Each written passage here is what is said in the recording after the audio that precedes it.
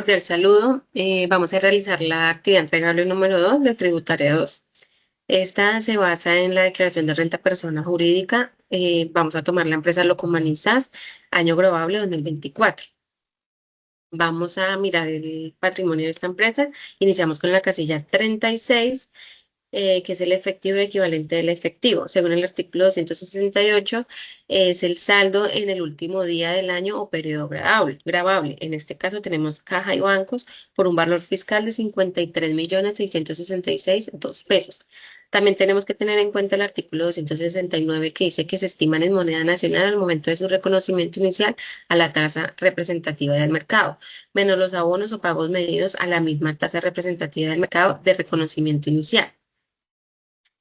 Seguimos con la casilla 37, que son inversiones, pero en esta empresa no tenemos.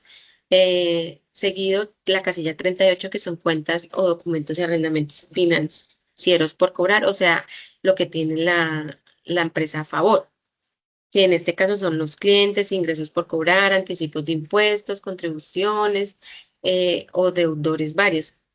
Tenemos un valor fiscal ahí por 185.753.847. También tenemos que tener en cuenta el artículo 147 del Estatuto Tributario, que dice que se pueden deducir las provisiones por deudas de difícil cobro originadas en operaciones que generen renta, siempre que cumplan los requisitos legales, pero no se aceptan entre vinculados económicos ni cuando superen los límites legales establecidos. Seguimos en la casilla 39, que son los inventarios, pero no tenemos en esta empresa. En la casilla 40, que son los activos intangibles, pues son activos que no se pueden, no los vemos físicos, no se pueden tocar. En este caso, el artículo 74 dice que los activos intangibles adquiridos separadamente como una marca, que es lo que tiene esta empresa, tiene como costo fiscal el precio pagado más los gastos necesarios para ponerlos en uso. En esta casilla tenemos un valor fiscal de 1.409.720 pesos. Seguimos con los activos biológicos, pero la empresa no tiene activos biológicos. Seguido, la casilla 42, propiedad, planta y equipo. Eh, en este caso tenemos equipo de oficina, equipo de computación, depreciación acumulada. Según el artículo 128, se puede deducir la depreciación de los bienes usados en su actividad, calculada según su costo menos el valor residual durante la vida útil del activo. Casilla 43, otros activos no tenemos.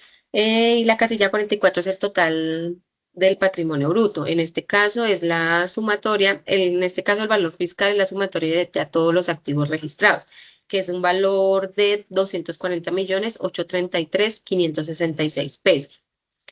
Seguido la casilla 45, que son los pasivos, que son las deudas y las obligaciones pendientes al 31 de diciembre.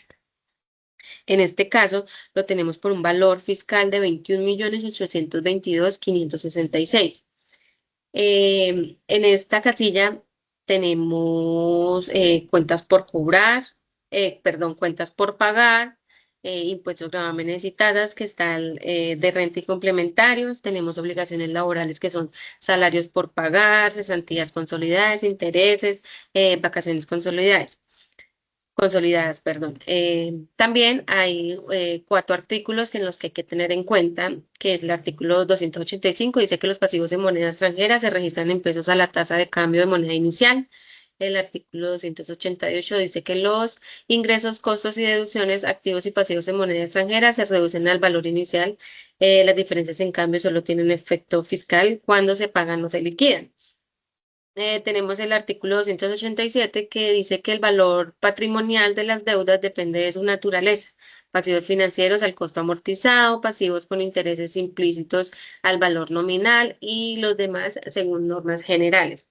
En la casilla 46 dice que es el total del patrimonio líquido. En este caso sería el patrimonio bruto menos los pasivos, que sería un costo, un valor fiscal por 219.011.000 pesos.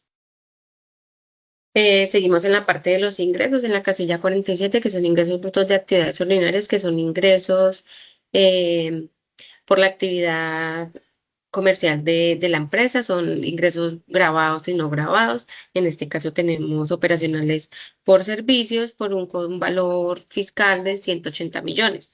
Seguimos en la casilla 48, que son los ingresos financieros no operacionales, que serían los financieros, los intereses, diferencia en cambio, por un valor fiscal de 38 millones 672 681. En la casilla 57 tenemos que otros ingresos. Estos otros ingresos serían las ganancias por venta, los activos no inventariados, las indemnizaciones, pero en este caso tenemos diversos, tenemos ajuste al peso, ingreso no grabado, por un valor fiscal de 1.287 pesos. En la casilla 58, que es el total de ingresos brutos, por un valor fiscal de 218, 672, 681. Esa sería la sumatoria de los ingresos brutos de actividades, los ingresos financieros y otros ingresos que tiene esta empresa. Seguimos en la casilla 59, que son las devoluciones, rebajas. No, no tenemos de esas devoluciones. En la casilla 60, ingresos no constitutivos, tampoco tenemos. Entonces, para finalizar los ingresos, es el total de los ingresos netos. Sería tomar el total de los ingresos brutos menos las devoluciones y los ingresos, pero pues como no tenemos, nos queda un valor fiscal de 218, 672, 681. Muy buenas tardes. En estas casillas vamos a hablar sobre costos y gastos deducibles en el formulario 110 de renta de persona jurídica. La realización del costo para los obligados a llevar contabilidad está prevista en el artículo 59 del Estatuto Tributario. En esta actividad, la empresa no lleva costos. Vamos a pasar a, a los gastos de administración. Pues en esta casilla de gastos eh, se llevan todas las actividades de administración originadas en el desarrollo de la operación básica o principal de la empresa. Allí podemos contemplar de que es deducible el 100% de los impuestos de tasas y contribuciones que efectivamente se hayan pagado durante el año o periodo gravable por parte del contribuyente y que tengan relación de causalidad con su actividad económica, con excepción del impuesto sobre la renta y complementarios. También hay otra casilla donde se encuentran los gastos de distribución y ventas. En esta casilla se incurre durante el ejercicio y se asocia a todas las actividades de distribución y ventas. Y allí podemos también contemplar que el contribuyente podrá tomar como descuento tributario del impuesto sobre la renta el 50% del impuesto de industria y comercio, avisos y tableros, efectivamente pagados durante el año gravable, siempre y cuando tengan relación de causalidad con la actividad económica. En el caso del gravamen a los movimientos financieros, será deducible el 50% que haya sido efectivamente pagado por los contribuyentes durante el año respectivo gravable, independientemente que tenga o no relación de causalidad con la actividad económica del contribuyente, siempre que se encuentre debidamente certificado por el agente retenedor. En la otra casilla encontramos gastos financieros.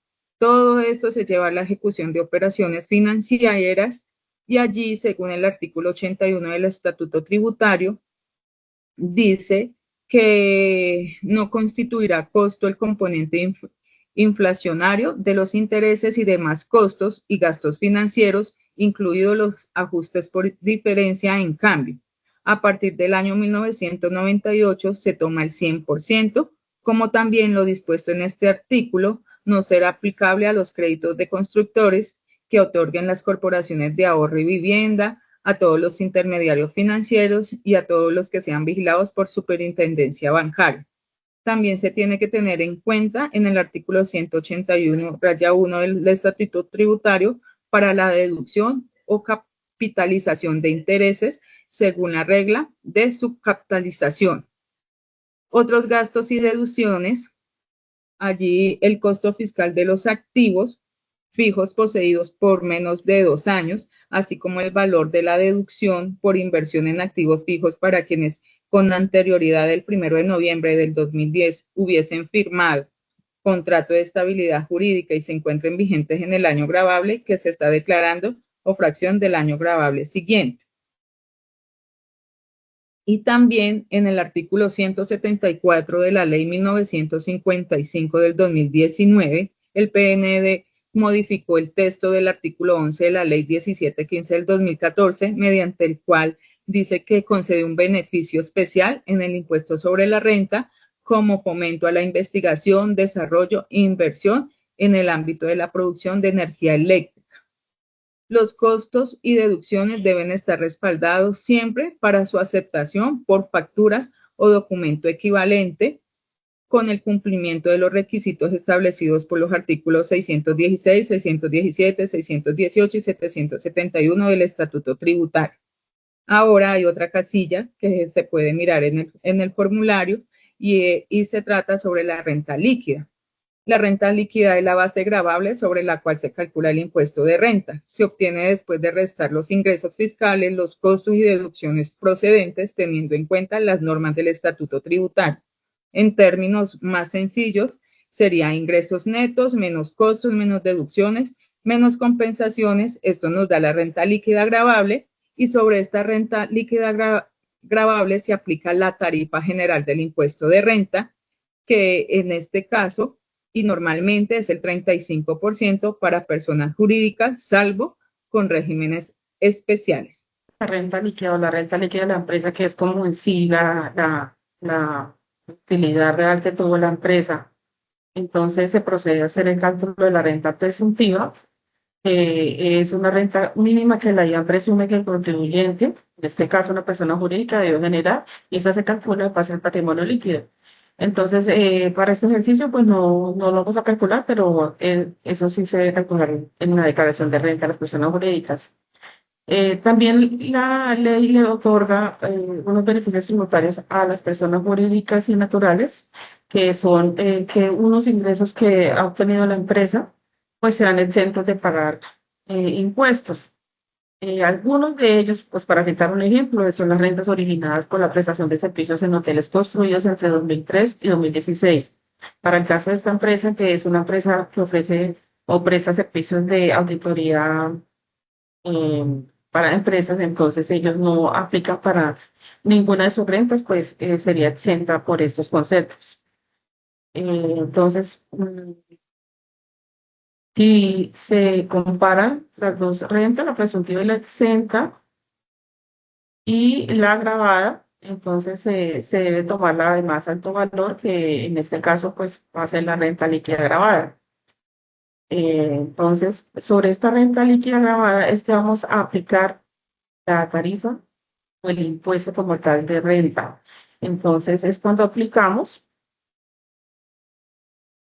el artículo 240 del Estatuto Tributario.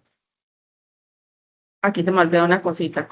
Cuando la empresa tiene unas ganancias ocasionales, en algunas de esas, o de los conceptos por los que puede aplicar esas ganancias ocasionales, es la venta o transmisión de participación en una compañía holding colombiana en entidades no residentes. Esto conforme a los artículos 894 y 893 del Estatuto Tributario. Entonces, ese sería, esas ganancias que obtuvieron, pues serían grabadas. En este caso, pues tampoco se hace concepto, por lo que vamos a calcular el impuesto, como les decía anteriormente, que es como aplicar la tarifa que contiene el artículo 240 del Estatuto Tributario y que fue modificado por el artículo 22 de la Ley 2277 de 2022, que es donde encontramos la tarifa, las diferentes tarifas que se pueden aplicar dependiendo del tipo de empresa, ¿no? En este caso, pues vamos a aplicar la tarifa general, que es la del 35%, lo que nos daría un impuesto a pagar de 535.000 pesos.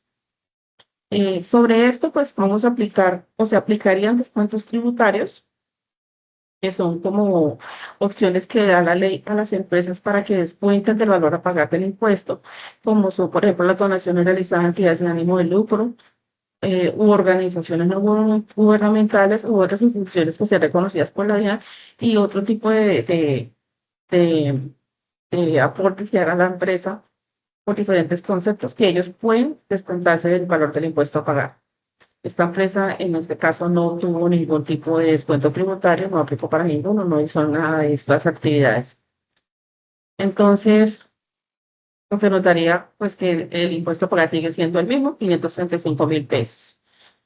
Bueno, y entonces aquí seguiríamos con el cálculo de las autorretenciones, que las autorretenciones, pues, son eh, eh, autorretenciones en la fuente a título de impuesto sobre la renta practicada durante el año grabable. Es decir, la empresa tiene una plata de autorretenciones que tiene a su favor, ellos mismos se practicaron, entonces lo que nos va a dar también tiene un anticipo, es decir, que la empresa eh, tiene unas retenciones en la fuente que ya le practicaron otras empresas, lo que le deja un saldo a favor para cuando fueran a pagar el impuesto de renta. Entonces, si recalculamos nuevamente, a ver entonces en cuánto nos quedaría el impuesto de renta a pagar, sería el impuesto que habíamos calculado inicialmente, 535.000 pesos, o sea, cuando aplicamos el 35% a el total de la renta líquida, a esto le sumamos el anticipo de renta del año grabable y le restamos las autorretenciones.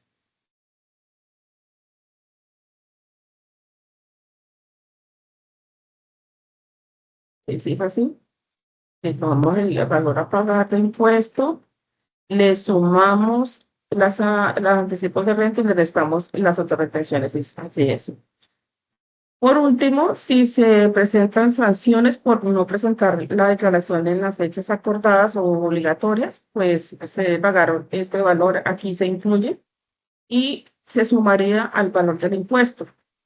En este caso, pues no hay sanciones, no aplica, entonces el total a pagar que tiene que hacer la empresa por impuesto de renta es de 1.870.975. Aquí se puede ver toda esta hoja de cálculos estos valores los pasamos aquí a la declaración de renta. Como tal y como vemos, pues coincide con los cálculos que hicimos. De esta forma cerramos entonces el ejercicio.